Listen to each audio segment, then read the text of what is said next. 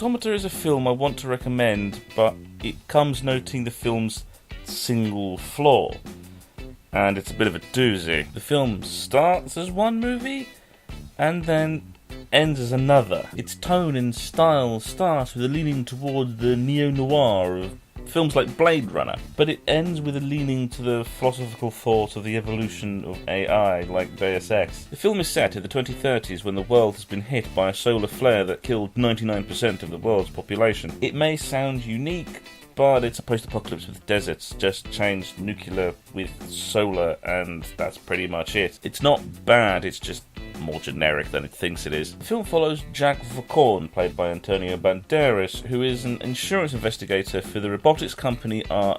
The robots they build are the eponymous automatas, machines built to help rebuild humanity. But, unlike other robotic sci-fi, they are built with two protocols rather than Asimov's 3 laws. The first protocol is that they can't harm any form of life, obviously. The second is that they, as well as any human outside of ROC, is not able to repair, modify or alter any robot in any way. So, no killing, no modding. The film and the story start after there is a shooting where a allegorically robot racist police officer shoots a robot who was repairing itself, therefore breaking the second protocol.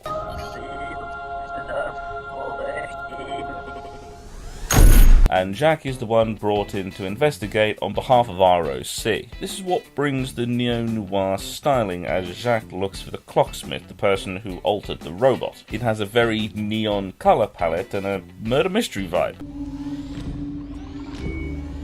Who's the clocksmith? No, clocksmith, out! Who's the clocksmith? What the hell are you doing? That goes on for all of Act 1 and most of Act 2.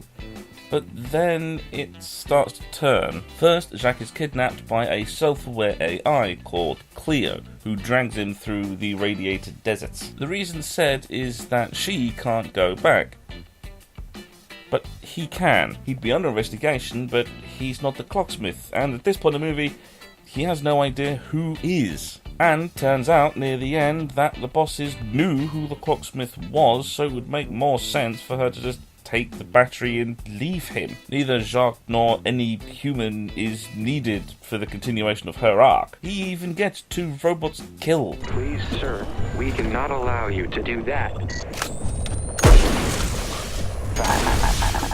Anyway, the murder mystery around the shot robot from the beginning is dropped entirely, and the allegory around robot racism comes to the front. Then the aforementioned twist around the clocksmith happens. Turns out, there is no clocksmith. The AI is just involving sentience. All of the robots were built by an already aware AI who now lives in exile. So comes the philosophical thoughts around Adam, the gift of life from higher beings, and the nature of a digital evolution. Start all these. No one did it. It just happened. The way it happened to you. It's all really good, but one question. What does this have to do with the first part of the movie? There are some thematic connections, like the creation of new digital life and Jack having a baby. But the first part of the movie was this very intriguing mystery, and turns out there isn't a mystery. The antagonist is Jack's boss, who wanted him to fluff the investigation and just throw the robo-racist cop under the bus. Before the first Pilgrim was manufactured, there was a precedent. During 8 days, we had a free-flowing dialogue with that unit. On the 9th day, the dialogue came to a halt. It was we stopped being able to understand it. The reason that no one has been able to break those protocols, Mr. Bold, is that they were not created by a human brain. And then we learned the most important lesson about automatas. We have to limit their intelligence. Jack is the protagonist in the sense that we follow him through the whole movie, but he isn't the leading character. Cleo is. She's the one that has resolution. She's the one that has to bind her newfound sentience and find a new freedom. Jack just finds out that the robots are evolving and the ROC are allegorical slavers of machines. But from there, he can't do anything. He's not the new company boss, he has no effect on the leadership, and he can't and doesn't change where the robots stand when they do gain sentience. In the end, he basically dies, only accomplishing carrying a battery to its endpoint. There it is, Jack. Can you see it?